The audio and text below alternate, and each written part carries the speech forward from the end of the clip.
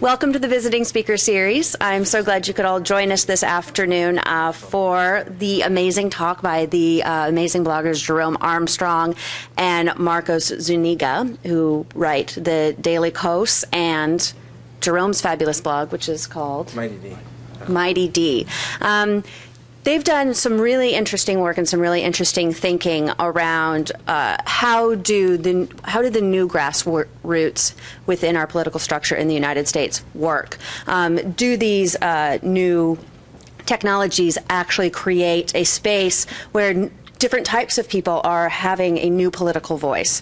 Do these types of structures help people actually get together and become a true force politically? And these are very interesting things. I think many people think the jury is still out on this. And I'm just so pleased that we could have these two experts come in this afternoon to chat with us about their work and about their new book. So please help me welcome Marcos and Jerome.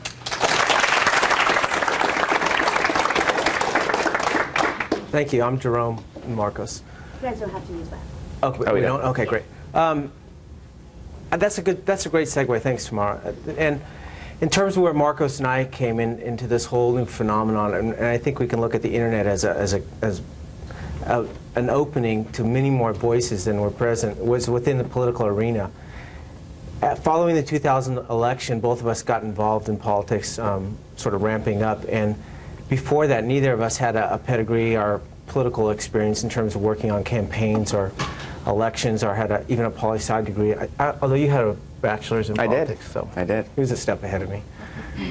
But we both became, there was a vacuum out there in terms of partisan voices on the Democratic side, and voices in general that were authentic and that reflected politics from the point of view of ordinary people instead of from the point of view of either journalists that were covering politics from their particular standpoint for years on in, or from politicians and parties that have become ossified and sort of used to a certain way of the media presenting their elections and campaigns.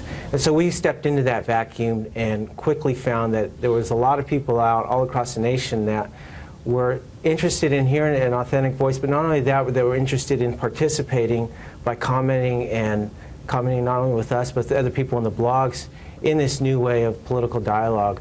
And from there, it's grown to where we were involved with the Howard Dean campaign, and the blogs have grown tenfold since then, to where now Marcos' blog, Daily Kos, gets over 500,000 visitors today.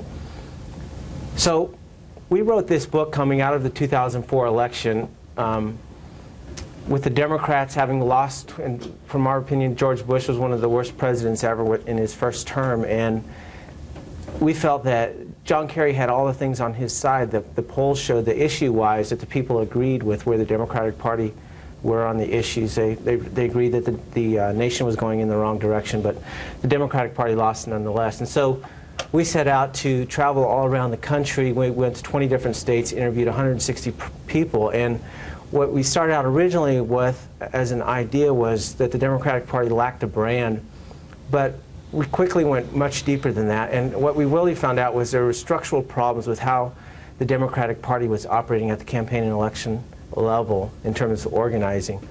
And those are the things that we wrote about in the book. And our voices, given the amount that the audience has increased, has allowed us to sort of become gatecrashers into the system that is ossified within the Democratic Party, and hopefully bring about a change there. So I'll let Marcos speak now.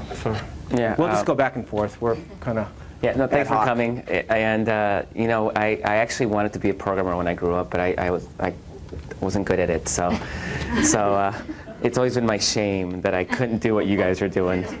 And I like talking to technical audiences because we don't have to explain what a blog is, and we don't have to explain what that computer internet thingy is. So it's kind of nice. And the questions we get are usually a lot more interesting. And I mean, this is weird for me to say, but I'm actually more interested in the technology side of the blogging than I am in the blogging itself. And given how, I guess, successful I haven't been with the blogging, I get more of a thrill doing a technical upgrade to the site that allows the site to scale more and to grow larger communities than I do about, breaking a story or taking, really getting a scalp against the right wing. I mean, to me, what's exciting is the aggregation of communities. I like to say that I don't consider myself a leader. What I do consider myself is somebody who's creating the infrastructure and the machinery to allow leaders to emerge and allow those leaders to be supported and in a way that was not possible just a few short years ago. I mean, previously you had to be part of this establishment. You either had family and you worked up through connections, or you had a lot of money and you bought your way in, or you worked your way up. You know, some people actually were able to work their way up from coffee, intern, lugging coffee around for the big boys, to somebody who was one of these big political personalities. So, not the most efficient way to find the good talent, right? Because what would happen is that your best talent doesn't want to sit there and lug coffee around for anybody. They're gonna go out in the private sector. They're gonna make a lot of money. They're gonna do what you guys are doing. They're not gonna sit around with a party and make nothing and not be treated with any respect because you're not part of the in crowd. And so we, as a movement, progressive movement, have been losing a lot of this talent, a lot of the best and brightest in our movement. Conservatives, on the other hand, have been very, very effective at nurturing that talent and pulling it into their system. So rather than losing, what they're doing is they're actually out there recruiting from corporate America, pulling them into their movement, and they pay them well, and they nurture them, and they mentor them. And so what you have is a machine that is extremely up-to-date, technologically super advanced. The stuff they did with the voter targeting, demographic targeting of voters this last cycle was absolutely phenomenal. They're able to go into districts that are heavily Democratic and find the 10-20% of the people in that district that vote Republican and get them out to the vote. And Democrats, what we were doing last cycle is we were going into districts that were only 70 to 75% Democratic, and then just trying to get everybody out to vote. So yeah, you get the 75% Democrats, but you also get some 20-25% Republicans to go along with it. And then you're ignoring everybody else. And the vast majority of this country isn't 75% Democratic performance. So Democratic Party has failed to communicate with their supporters and with people who are persuadable in just about 80% of the country, huge swaths of the country. Republicans are in every single district. They're communicating everywhere. And that is a very dramatic change. And what enables them to do that is technology. I mean, there was no way to do that before the internet, before this revolution that you guys are a part of, and we're now kind of riding that wave. That did not exist before. Now they've been able to adapt to that and move quickly in that regard. Our side is back in the Stone Age, right? Because you have this cabal of consultants that are doing things a certain way that make a lot of money. They don't want things to change because they fear what's different, and they fear that they have to bring in new people that may usurp their power or may infringe upon their little fiefdoms. And so, for us, it's kind of, in a lot of ways, it's frustrating to see that they have embraced their innovators and their entrepreneurs, and we have to actually beat them over the head with whether it's blogging or whether it's just spoke. We have to beat them over the head for them to realize that they need to start changing the way they're doing business and adapt to the changing political and media and technological landscapes. And they didn't want to change. We both worked on Howard Dean's campaign, and after the election, sort of our initial impulse was to bring about change inside the structure of the Democratic Party as an organization. So we're both at the forefront of pushing for Howard Dean's movement into the DNC. And for anyone that's following politics right now, you can see that Howard Dean's getting a lot of backlash for one of the key things that he advocates for, which is the 50-state program that he talks about taking resources out of D.C., money that's raised, and decentralizing it and putting it back into the states and the party organization. And that really gets to the heart of what we talk about with people-powered politics, which is people at the very local level becoming engaged in political participation. And in many ways, it's the technology that allows that to happen. One of the things that I'd love to see happen is to make it as easy as someone to get involved at the local level of Democratic politics for a precinct meeting, say to be able to go to a website, tap in their zip code, and find out when the next precinct location meeting and where it's at. It would be really simple technology. It wouldn't take that hard to aggregate and make that happen. But if you went on and tried to find out where that's at, maybe in Seattle it's a little bit different because it's so tech savvy here, but most places in the country, I know I tried this when I lived up in Vermont, you just can't find out that information. It's so arcane, the people that have been in the political process in that Democratic Party structure. That's on purpose. They don't want people to show up. Yeah, that it's ossified, it's insular, and it's hard to break through that. But I think with technology we can do that, and that's what we wound up doing with Howard Dean. With that chair election, is we broadcasted all over the blogs that we were going to make a statement, and there were people in D.C. that said, "Over my dead body, would Howard Dean be chairman of the DNC?" But we organized nationally. The DNC had regional meetings in all 4 of the regions of the U.S. leading up to that election, and we had hundreds of people show up at these meetings where nobody ever showed up before. And we basically made a statement that, look, if you guys, you don't go along with this, then, we're on the outside, we'll break in by ousting you out of the party itself at the very precinct level. So there's been participation within the Democratic Party in terms of opening some of that up, but obviously Howard Dean was just one step in. There's a lot more work to be done. Yeah, and, Howard Dean's at the top, so we have to break through the state parties and down to the county level. And, like Jerome says, you can't find information on how to take over your local party because it's on purpose. They don't want challengers. And they'd rather lose and carry their fancy little title because it makes them feel like big shit, rather than actually to have to work and do their jobs, which is to actually create more Democrats and start winning some elections. So one of the things that we've been advocating, and we're hoping to do it maybe with Move On or maybe some people will take the initiative, is to create that kind of national database. I mean, kind of wiki style actually, where you tell people. I mean, Joe Trippi, who ran Dean's campaign, tells about how he took over the Santa Clara Democratic Party when he was in college, and him and 5 friends showed up, and they were the only people who showed up. So by default, they were it. I mean, all it takes is really to show up a lot of times, and from there they were able to grow, and that's how he got into politics. Also, he got elected because his name was Trippi, and he was running in 1966.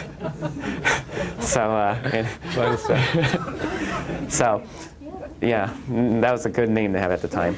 And again, to us, it's all about technology. I mean, we don't need to march on the streets. As far as I'm concerned, marching in the streets is useless. It's an old story. Nobody cares anymore. A bunch of people in the street. You think, don't they have something better to do with their time than to march in the street over some stupid thing? But a bunch of people get online and they exert pressure online. To me, that seems to be more impressive. Because a lot of times, it's not one or the other. A lot of times, you create these narratives, like the Cindy Sheehan story in Texas. I mean, there was a narrative. It wasn't a big march. I mean, she ended up going that route, and that's when she jumped the shark, essentially. But that summer was pretty dramatic because she was just sitting, camped out in front of George Bush's ranch, and the blogs were writing about it. Eventually, a couple of camera crews went down, and it kind of snowballed from there. So one of the things that the blogs were able to do is really create the buzz that allowed some of this media to have a hook to go down. So, technology. We're a media-saturated world now. Media's the future. Now with convergence, television, and the internet, I mean, it's going to be absolutely dramatic. So we're going from 500 channels to unlimited, to the entire internet on a television. So how are we as a movement going to take advantage of this? Are we going to let the Republicans once again take the lead and dominate that? And if you're a Republican, I'm sure there's some of you in here, that's what you're hoping. Right, you're hoping more of the same, and for us though, we're saying we have the talent. I mean, Silicon Valley and up here, and New York, Silicon Valley, and all these tech centers are very heavily progressive, very heavily democratic. It's a crowd that maybe hasn't been as political in recent years, but that's been changing quite a bit lately. So why don't we harness that energy and that expertise and that power to build this next generation movement that will not only dominate and take over the Democratic Party, but will lead it to this more egalitarian system, more people driven, where they're not beholden to the corporate interests or beholden to people. And I'm convinced that at that point we're going to have a party that's going to start winning elections again. We win on the issues. We lose on the structure. We lose on infrastructure. So unless we turn that around, and it's going to be people like you guys, really. I mean, when we look at a lot of the advocacy stuff that has been very effective the last couple of years, a lot of it is a bunch of a database guy getting together with maybe a Perl programmer or C++ and a designer, and they put together some kind of advocacy like Boycott Sinclair. Right? This was in 2004. Sinclair was going to run an anti-Kerry documentary. They own 86 stations across the country, television stations. The night before the election, they were going to run an anti-Kerry, one of the Swift Boat veteran for the Truth ads, and they were able to these 3 guys got together, built Boycott Sinclair, and they were able to drive that into this incredible advocacy campaign that eventually tanked Sinclair's stock, and at that point the investors got pissed, and they ended up forcing Sinclair to pull the documentary. So it's that sort of thing. It's getting people who know the chops, who know how to operate in this new world, this brave new world of technology and media, and getting involved in doing change, because it happens, and it's for people like you guys, and for us too. I mean, it's not as hard as it was once upon a time to get 1 million people to march on the mall in D.C. So to me, that's pretty exciting. It's a democratizing of activism, And it's a very tangible way to start trying to push the Democratic Party and the nation closer to where it really should be, as opposed to where it's at today. You know, the interesting thing on the marches is those the pro-immigration ones that they recently had. Yeah. In large part, it was done by MySpace organizing, but then on IMing, you know, the walkout from school was all like text IMing back and forth between the students. So it was sort of a spontaneous march, but using new technology. So let's open it up to questions. I'm sure there's a bunch of them, so let's do that and take it from there. Yeah, go ahead. Yes, in early March, I heard about the Democratic precinct conferences on the radio. Mostly I for different counties. When I went, I was looking for my precinct to show up. Did you take over? Not to experience that here, but I did put in one thing, the theme about making better passenger rail a national priority. Yeah. And then this week, legislators Rodney Tom and Ross Hunter held a meeting with the public, supposedly, but only 2 of their staff, the 2 legislators, and 5 members of the public showed up. Yeah, there's not a lot of participation, so it's very easy to jump right in and have a large voice within that political area. But also, these offline meetings, a lot of times it's better to organize those online because people are busy. You know, people have responsibilities. It's a lot easier for them to get together on some kind of IM chat or a blog and discuss things. And once you get a big enough crowd that's involved, naturally they're going to want to take it offline. It's a lot of what we're seeing with our Daily Kos MIDD communities is they're starting to organize themselves and meeting offline because they want to have that face-to-face influence. But all the first connections are all made online. It's a much safer environment. You know, I'm very antisocial. I would have a hard time going to a meeting without knowing anybody. I mean, I'd be in a corner, you know, really scared of myself. So blogging, right? So the technology's been absolutely fantastic for me. This technology was made for me. It's made for, I think most people are like that, you know. And so it's safe, and it's also easier for elected officials. They don't have to be on publicly, right? They can not have to tie and have to have that fake politician smile, you know. They can do it in kind of a safe environment, and once they get enough interest, then you start taking those things offline. But the technology really enables a lot of these connections to be made in ways that is easier and more convenient for people than having to actually go to an actual meeting. Yeah, go ahead. So I supported Dean last time around myself, and from where I sat at the time, I really felt like he didn't get the nomination because the party bosses didn't want him to have it fundamentally. Now you guys are saying that, you know, well, it's the technology and that infrastructure that matters, but then on the flip side, he was the guy that had technology and infrastructure. So can you comment on where's the disconnect, and why do you think that he really failed to achieve the nomination? Well, there's sort of the intersection there of when the technology is accessible and is used by enough people to be like a tipping point to affect the outcome. And I don't think we were at that point last cycle. And I'm not sure exactly when we will be there. I mean, in terms of usage in the internet, we're still only at maybe 15% that people go to predominantly the internet for their political news, so it's still pretty small in that sense. But we do talk a lot about, though, that in the book, that takedown of Howard Dean in Iowa, with specifically with one of Marcos's arch enemies, the DLC. You know, it's when we talk about infrastructure, it's more than just, you know, having a great blog and having a great website. I mean, there's a whole overarching infrastructure that the right has. They have the think tanks that generate the ideas and mold them into a governing blueprint. Then they have their media machine, Fox News and Rush Limbaugh and 700 Club and Washington Times and Free Republic and on and on and on, that allows them to market those ideas to their base. They reach, you know, roughly a third to half of their base with their media machine every week. We don't have the ability to reach millions of people with the partisan liberal media. It doesn't exist. Blogs, Air America, you know, the little bits here and there, but we really don't have that mass capability of really pushing our message and marketing it. And they have the party infrastructure, which is what we were talking about earlier, the consultants and the ability, the databases and the sophisticated demographic targeting and that sort of thing, that allows them to sell those ideas to the American public when that sale is made, which is on Election Day. So this is broad. I mean, the Republicans spent hundreds of millions of dollars a year on this machine. It's very ideological, it's very cohesive, and it works together on behalf of their cause. We have nothing even remotely like that. We've started building it essentially last year, 2 years ago. And Kerry losing actually was one of the best things to happen to the progressive movement, ironically, because it finally drove home to a lot of people who were living in denial that, okay, there really is a problem with us because we really were right on the issues. And people did not like Bush. They did not like the direction of the country, and he still won. So clearly, and we had money. We actually had more money than they did. So all these excuses that we've had for so long suddenly got thrown out the window, and we still lost. So this is when people started realizing, okay, we got to start changing the way we do business. So that's more party movement-based infrastructure. Now, in primary campaigns, you really don't have a party infrastructure. Generally, you have a kind of an establishment, the media people, and the labor unions, and so on and so on.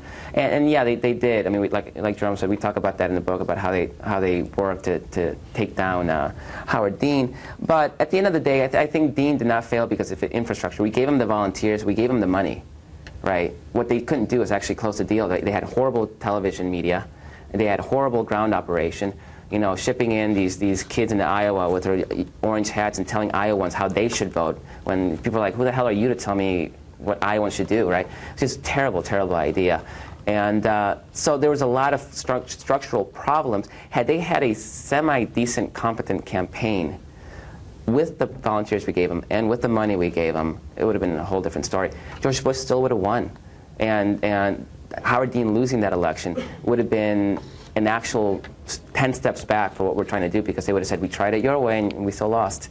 So we'll go back to what we were doing before. So in a lot of ways, it's kind of fortuitous that he did not win. In much the same way that Barry Goldwater, when he lost in 1964, that actually energized his troops and this modern conservative movement to take over their party. So had Goldwater won, things may have turned out differently. So it's interesting how by losing twice, we actually probably won in the long term. I'm rationalizing here. I'm looking for a silver lining. Help, work with me. I was very active up here during the last election cycle, and what I saw truly horrified me in that there were people who wanted to work. There were people who came in through the precinct caucuses, there were people who came into the county convention, and there was nothing in the local party apparatus to be able to put them into something functional. I spent 20 hours a week calling people who'd already been called and knocking on doors that had already been talked to. And up here, we have to change the way the local party infrastructure is working. And the fact that that King County is going to mail-only ballot, it can only help, because they will stop trying getting people out to do the day of the election doorbell, which was a complete waste of hundreds of people's efforts. And I haven't read your book yet, but I'm going to. Do you have any more suggestions in here for how we take and actually force change in the party infrastructure where it's already existing, to be able to take advantage of the energy that does exist? Well, yeah, I'll talk about Colorado, right? Sure. Yeah. I mean, one of the one of the huge problems we had in 2004 were people who were being harassed, right? Because they had the party people knock on our door, then they had NARAL come knock on our door, and then they had Sierra Club knock on our door, and by the time that I think probably turned off a huge number of people, enough to sway the election, maybe not, but we also wasted a lot of resources by knocking on the same door over and over again. So it was double negative. What happened in Colorado, this is, and we write about this in the book, and it's a great example. Colorado is a state that Bush won fairly handily, and Democrats made huge gains in the state legislature. In the House, they targeted 16 seats, they won 15 of them. I mean, it was a dramatic takeover of the state government. And what they did is the issue groups they had several donors in common. There's 4 big donors in Colorado that fund pretty much everything. They forced the issue groups into a room and said, you're going to start working together. We're going to figure out how we're going to stop duplicating efforts. We're going to start stepping on each other's toes, and we're going to build a movement. And they got together with the party, and what they decided in Colorado was the party was going to take care of message and candidate recruitment. Nothing else. Right? The issue groups were going to focus on turnout and the ground game. And then those issue groups actually split up geographic zones, so they weren't going into each other's turf. And so they were able to be very efficient in the way they used those resources, and clearly huge success. This is now a model that's being emulated. The architects of this are traveling around the country, and you can't do cookie cutter. Every place is different. One thing, we were in Texas at a meeting, and these issue groups got together, and they've been fighting forever. And they decided at this meeting that they were actually going to start sharing their membership lists and start figuring out how to work together. But here, you know, the difference there was that the groups were going to force the donors to say, okay, now help us make this happen. So every state has its different dynamics. There's no cookie-cutter approach. We criticize the cookie-cutter approach in politics, so we're not going to advocate it. But the idea is it's a lot of that duplications because people are not talking with each other. And you know, in Texas, you know, the NARAL president for NARAL Texas, you know, when I asked her, are you guys for serious? This is really happening. And she said, you know, at this point, what do we have to lose? And in a lot of places in this country, that's a sentiment. What do we have to lose? And we've essentially hit rock bottom. I mean, we can only go up from here, I think, right? I hope. Otherwise, I'm going to go kill myself right now. And you don't want to be in the news on that one, right?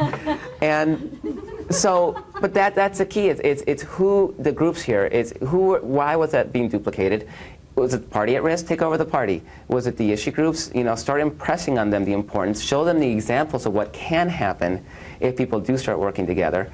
And I think long term, it'll help solidify states like Washington, which shouldn't even been a toss-up last time, and you know it was for most of the election.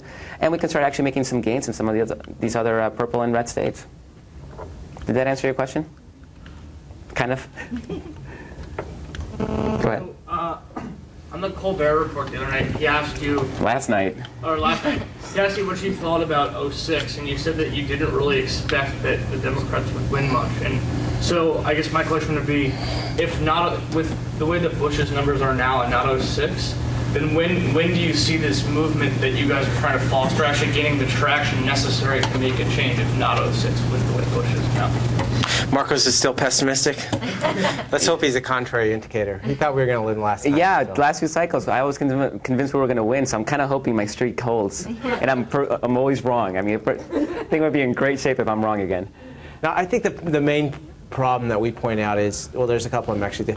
The Democrats are up against a huge wall, and that the Republicans have done all these things, what we call backlash insurance, such as gerrymandering and reapportioning seats throughout the nation, so that even though the Democrats are up nationally 10 or 13, I think, in the recent poll, % above the Republicans in terms of who would people vote for, you know, for their congressional representatives.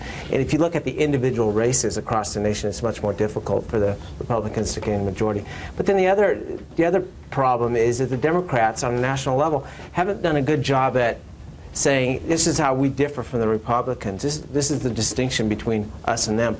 And I think the reason why they haven't done that is because for so long, many decades, the Democratic Party was the party of governing. They saw themselves as the natural majority in this country. And so they sort of viewed their effort as more of consensus building and not really partisan in nature. But now they're in the opposition. And for an opposition party to gain power, they have to be able to say why they shouldn't have power. It can't be just the Republicans are corrupt. It can't be just the Republicans can't govern. They have to. They might win by default, who knows? But even if they win, what have they really won? They haven't won a mandate because they haven't really stood for anything and made the distinctions between what a Democrat stands for as opposed to what Republicans are governing. You saw how easy Colbert treated me. I mean, he was stumping me by asking me like regular questions. So that was kind of nice. Yeah, no, Jerome's right. What I'm seeing as I talk to people is, and I said we're seeing the early elections this year, some primary special elections, is Democratic turnout is absolutely in the dumpsters right now. They're not turning out. They've been burned last 3 elections. So they're like, well, Republicans don't care that we exist. I mean, Republicans have made it very clear that if you're 48% that voted for Kerry, you don't exist. Democrats can't get elected, and they keep breaking my heart, so why should I get invested in another election so they can break my heart again? I'm just going to tune out. And that's what we're seeing. And it doesn't hurt when Democrats in D.C. are basically saying, shh, don't say anything, because their Republicans are doing a good job of killing themselves. And they are. Nobody wants to vote for Republicans. But we still need to get people to want to vote for Democrats. Otherwise, it's nobody's going to turn out and vote. And we're going to make gains just by default. I mean, the map shows that we're going to make gains. Is it enough to take over Congress? I don't think so at this point. And it could be. I mean, we could be looking at a major wave election. But only if people, first of all, our base has an incentive to turn out and vote. Theirs doesn't. Theirs is absolutely not going to vote. If we can give our people a reason to vote, that's what's going to win the election. It's not going to be trying to appeal to the moderate, middle, or whatever. They don't vote anyway, right? And if they don't have incentive enough to vote against the Republicans after the mess they've made, then we're not going to get them. So let's try to get our people motivated and turn out to vote. I had breakfast with a congressional candidate, and two things came out of that was really interesting. One was that she saw only 40 seats are up for play. Yeah, comparatively, yeah. And the second thing was she just is not willing to go and state and really be transparent on her blog and really give us a look at her life and her ideas and really lead the country, show some leadership, because she knows every word she writes there or shares with us is going to be used against her. And how do you change that? How do you get a new kind of candidate that really, that's where I got sad with Dean, was at the end of the day I knew that he wasn't blogging. He didn't believe in talking to me. Well, you guys believed in talking to me. Howard Dean just got a computer like in 2002, so. But he also got beat up every time he opened his mouth up, and I think after a while he started kind of becoming risk averse. And as he became the front runner, then naturally, when you're an insurgent, you can say whatever you want. You're trying to make news. When you're the front runner and you're making news, it's probably a bad thing. So that's it's actually a structural defect right now in our political system. It's a problem. To me, I like to point to the Ohio 2nd special election last year with Paul Hackett.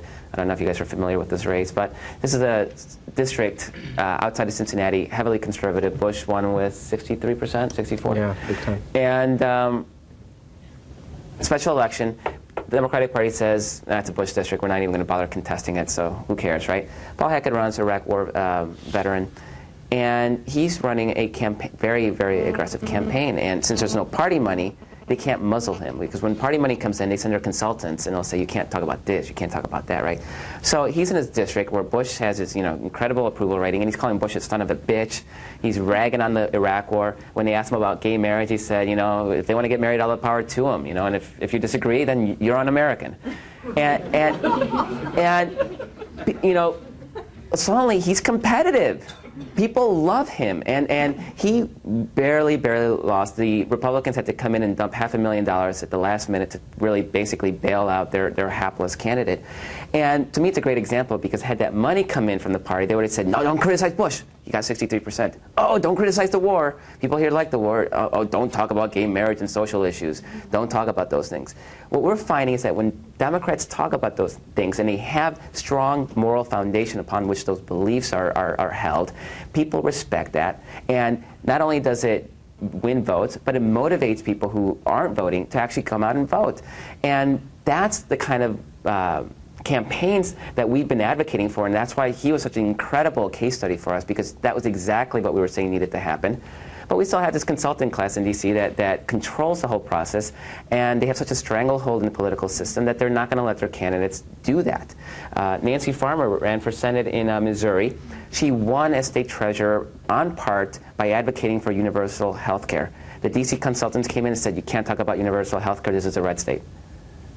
She had won the last election. She had won with a team that was based on Missouri consultants. The National Party kicked them all out and put their people from D.C. Had no idea what Missouri was like, how Missouri's, how to talk to people from Missouri, how to sell a candidate to the people of Missouri. She had that experience. She had won statewide already. So this is the sort of thing that we're up against. And it's a long-term process. I mean, when we look at the Republicans, they built their machine over 30 years, their movement over 30 years. We just started, like I keep saying, we started a couple of years ago. It's going to take a while. Technology and advances in technology, I think, will help us really kind of shrink that down. But a lot of it is just a learning process. We got to train them to realize that they can take risks, that they don't have to. It's the old notion of nobody ever got fired for buying IBM. That's what we're seeing in campaigns. They're going to do the safe thing, when a lot of times in a lot of these districts you can't do the safe thing. You got to actually throw the Hail Mary, and you're more likely to win the game that way than trying to run the ball up the middle. And that's a horrible sports analogy, and I lost it. So let's pretend I never said that and move on. Let me just actually get to the first part of that question real quick. That we only have 40 seats. That's a pretty high estimate, actually, of what the number that the National Democratic Party is going to challenge. And there are 232, I think, reps. 230. Is 235? No, representatives of the Republicans. I think it's 233. Democrats have 202. And anyway, so there's 230-something of Republicans that are running for re-election, and the Democratic Party at the national level is targeting about 40 of those, and that's a charitable estimation. The number is probably closer to about 20. So they're leaving over 200 of them with an easy re-election. And what happens? Those guys go out and raise money, and they shovel it over to the really contested elections. And so the Democrats will complain like, we can't fund candidates into these races which look like really long shots because it'll cost us our money that we have to spend on these contested races. And then meanwhile, those guys turn right around, raise money there because they're not being contested, and put it into the contested races. And what we wrote about was 2 examples where the Netroots strategy, which was identifying these long shot races and trying to fund them and get some early funding into them so that where they could turn around, actually become competitive. The two examples we use are Tom DeLay and Marilyn Musgrave. Tom DeLay was running in Texas. The D.C. Democrats had written it off, and a guy named Morrison was a long shot race that we got behind, and he actually started the whole thing, which culminated this last week with Tom DeLay stepping down finally by strongly challenging him in his own district. Another race was Marilyn Musgrave in Colorado. Democrats were not vicious homophobe in the Senate. Yeah, her issues were Vicious, just, evil hater. They weren't going to back her at all. They were just going to let her ride. And she had what was her bankroll? $3 million? She had $3 million, and which would have gone to other anti-gay candidates across the nation. She was ready. She was campaigning around the country because she was pushing this hate amendment, this federal anti-marriage amendment, whatever. And so she was actually campaigning for people around the country and giving them money. And suddenly, we raised what? Was it Matsunaka, right? Matsunaka. We raised $600,000. Yeah, not that much. Like 600. He raised less than $1 million in the whole race, and 600,000 was Netroots based and sort of like funders that came from the grassroots support. But the Republicans she spent all her money, and the Republicans had to dump another $2 million to bail her out. And and that was money that couldn't go to those other competitive races. So I think that the argument that they can't field candidates because of the money and the resources just doesn't pan out. A lot of that is a game of chess. You're trying to pin him down. Yeah. An incumbent will spend 10 times the money of a challenger to make sure that he's not going anywhere, she's going to be safe. And we need to use that to our advantage. And Democrats are, they see everything in win-loss. And if some of you follow the blog world, I get mocked a lot for my win-loss record, right? But the win-loss record isn't my motivation. I mean, we're not trying to win these races. That's why we're going with... What is it, 3 and 14? 3 and 17. Okay. And the key is to pin them down, expand the playing field, is wave the Democratic Party flag in districts that haven't seen it in ages. And in that regard, it has been successful. Republicans had to spend a lot more money to offset the relatively small amounts that we raised. And kept that money in their district, kept the candidates in their district. Tom DeLay, for the first time since he first got elected in Congress in '86 or '88, actually opened up a district campaign office. He hadn't even bothered to go back to his district since he first had gotten elected. He had to open up a campaign office and spent the entire cycle in his district instead of out raising money for other people. Somebody told me he's actually moving to Virginia now. He's leaving lobbyists probably or something like that. Yeah. But the other part of this equation is that the Democratic Party uses slogans like putting people first and together, well, whatever. I don't know what exactly. Together something. And, it's this all-inclusive type of slogan stuff, but then when we get to the election, we blow off half the people at the presidential level. We go after eight targeted battleground seats, or we just go after 40 districts. So we're blowing off huge swaths of the country. We're telling progressives in these rural areas that, you know what, it's unwinnable, forget you. We're not even going to find a candidate that you can, back and help build up the Democratic Party to hopefully win there someday. So that's really where we talk about the long-term structure of building up the Democratic Party at a national level, again, so that once again we can be a national party, that we have to, fix these areas. Yeah, it's incredible. We're in this book tour. We're doing over 100 events. I think we're up to 40 cities right now. I mean, this is not a normal book tour, right? Normal book tour is, 6, 10 cities, right? And we're still getting emails from people like in Alabama saying, please come. We got a couple hundred really committed activists. Nobody pays any attention to us. Please, please come. They want validation. They want somebody to say, you know what, you matter. Your work and efforts matter, even though you're in this really red area of the country. And, it breaks my heart that we can't go to every place because, there's limits to what we can do. But that's a kind of hunger that we have out there. And that's a kind of hunger that's not being met by the national party or even the state parties. So. One nice thing about your blog is you can link to them and point out, hey, we do care about you. Even at some abstract level, I can't visit you, but right. we've done that here at Oceanside by looking at people who hate us and talk about us. It completely changes the discourse out there. Absolutely. Yeah, I've been talking with Dave with Horse's Ass. See, there's a plug, horsesass.com. Local blogger, and that's really where the you know, it's .org. Yeah, Sorry. .com is a nasty place. Okay. Don't go to .com. Go to .org. But no, it's the local blogospheres too that are going to get built up, and you know, to date we've just seen really a few states break out in that, and Washington's one of them where the local blogs have impacted the media and issues in elections. But that's going to happen more often. Go ahead. From your vantage point, can you talk a little bit about the 2004 campaigns, Kerry and Bush campaigns, and their use of the blogosphere and how they compared and contrast, both on their own, you know, their own websites, or how they interacted with the blogosphere, like through Blogs for Bush? Well, the Kerry campaign had a guy named Peter Dow who was he was actually had a lot of pull with John Kerry personally.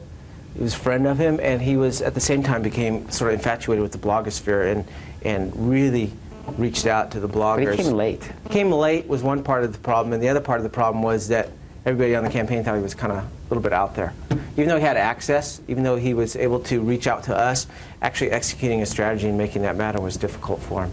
On Bush's side, their Netroots outreach effort was more towards an Amway style of organizing, where they'd get one person to go out and find 10 people that would, for sure, find 10 other people that would vote, and sort of this pyramidal structure of making sure that people turned out to vote on election day, and it was really quite effective. I think I heard Karl Rove said they had like 250,000 people doing that on election day all throughout the nation.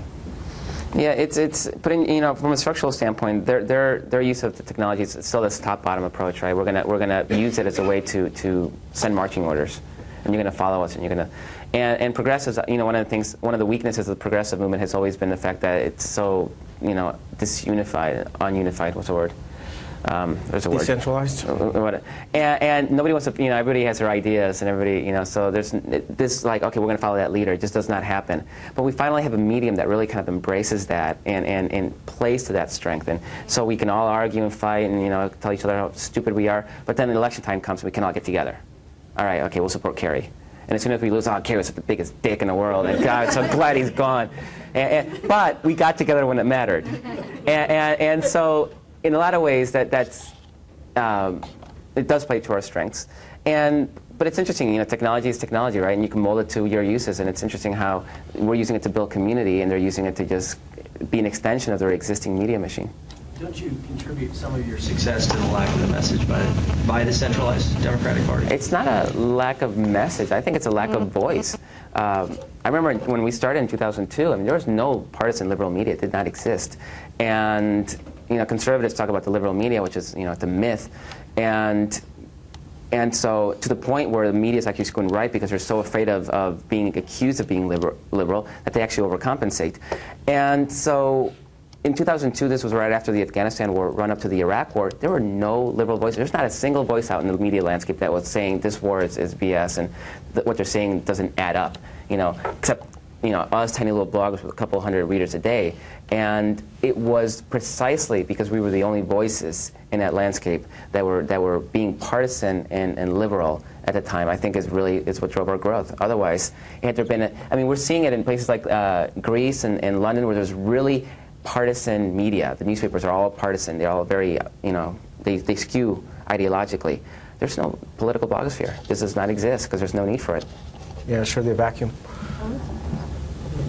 Yeah, go ahead. I'd be curious in your candid assessment of how well you guys and your message is being received by the DC punditocracy and the folks who have their hands on the levers of power. Because it seems like there's an inevitable struggle for the heart and soul of the Democratic Party coming within, the next year or two.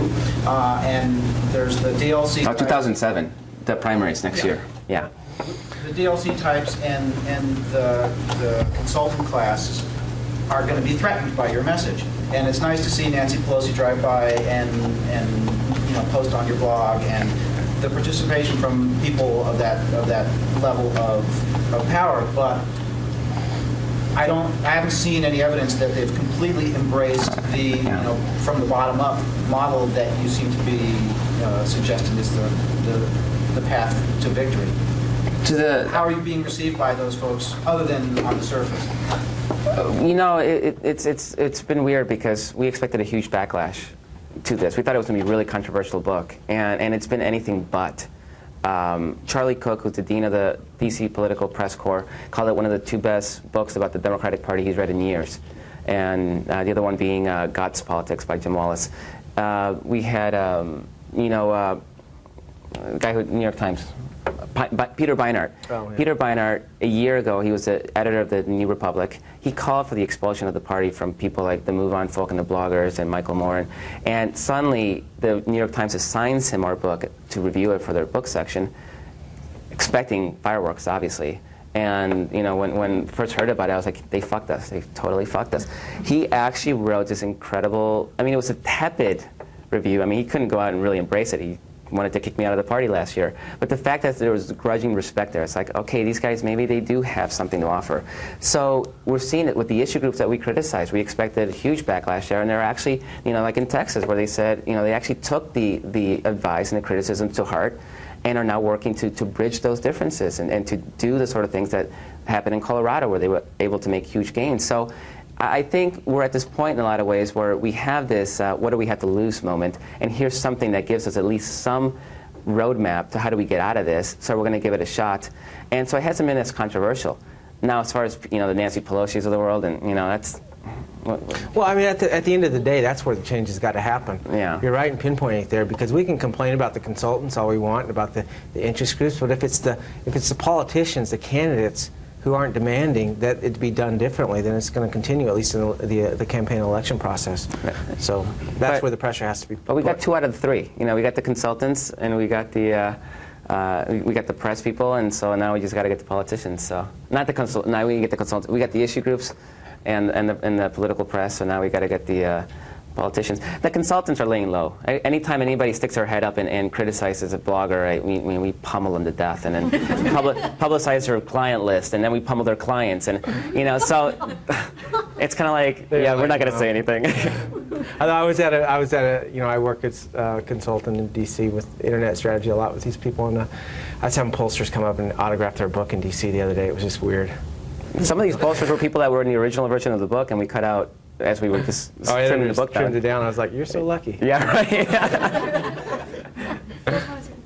Yeah. Okay, go ahead. I would have liked to see more of that in your book. The heartbreaking sections of the book where you're talking about all the money, the millions of dollars that got burned during the Kerry campaign on these useless television ads that don't work, that weren't focus group properly, blah, blah, blah, blah. I would have liked to see more names named to put those people out of business, because I think a lot of us in this room donated so much money back then. I know. Go up and smoke. Yeah, for us it was a matter of balance. There's so many, when we went around and talked with everybody had, one issue that they wanted to get in, and we had a lot more. I'll send you some of the clips that we have in your email. But, it was just a matter of editing it down to where it was a book where people could read and pass along to people that didn't necessarily know how politics worked. Because when you start naming too many names, it becomes really inside baseball, and then you start losing. We were trying to make it as readable as possible. We got the big one in. Shrum's in there. He's not going to work next cycle. And Amy Sullivan wrote this great article in the Washington Monthly about the consultants, fire the consultants, and we're really putting a lot of pressure on her to actually make that into a book, because she's got names, and this needs a book. I mean, it's not making the chapter a little bit bigger. It needs a whole book on its own. Right. I mean, each one of those issues that we lay out. I mean, I think it was Simon Rosenberg who once he read the book early on that said this is sort of like, it's a very top level look at a lot of the structural problems that we face as a party, and each one of them that could be a book in their own. Not by us. I'm wondering, when are we going to start seeing more leadership in the Democratic Party? I feel like with the Republicans, it's the Congress, it's the senators, it's the White House. But with the Democratic Party, it's the bloggers, the actors, the comedians, you guys, which is great if you guys want to run for president. But yeah, but we don't. But when are we going to start transferring, all this sort of leadership into actual candidates? I have a couple theories, and they're theories. they've had this machine, this conservative machine, for so long that if a Democrat showed any kind of leadership, went out on a limb, they got pummeled, and there was nobody on the left to push back. So it was just absolute agony. The other thing is their two formative experiences are losses Right. of 94 and 72. Right. So they're risk averse for that reason, right? Because those are really big losses. So there's that. And there's also the fact that the Republican Party has for a long time been funded by small dollar donations. People think Democrats are the party of the people. We actually had, the only place where we beat the Republicans in money-wise was in $1 million plus donations. We actually got the big fat cat corporate donations. We got them, not them. And they had the small dollar donor base. Best thing that happened to us was campaign finance reform. It was supposed to kill the Democratic Party because we were losing those $1 million donations. What it forced them to do is actually reconnect with regular people. Now what that does, I think, and again this is theory, is that when Republicans are dependent on that small dollar donation for their operations, they have to be responsive to their base. Because if they're not, they're going to lose that money. Democrats have not had the need to be responsive to their base because they didn't need their money. They just needed their vote every once in a while. And so now that they actually need their money, I think that long term, as they slowly get trained, it's a training process, right? That they're going to have to step it up on the leadership front, yes. Eventually they will. So that's the end. We've been told no more questions. Sorry. We are doing a couple more events. They're on crashingthegate.com. And we're still here. We're going to be here another half hour. So if you guys, we're going to sign. And if you guys have questions, feel free to. And books are over there if you don't have them.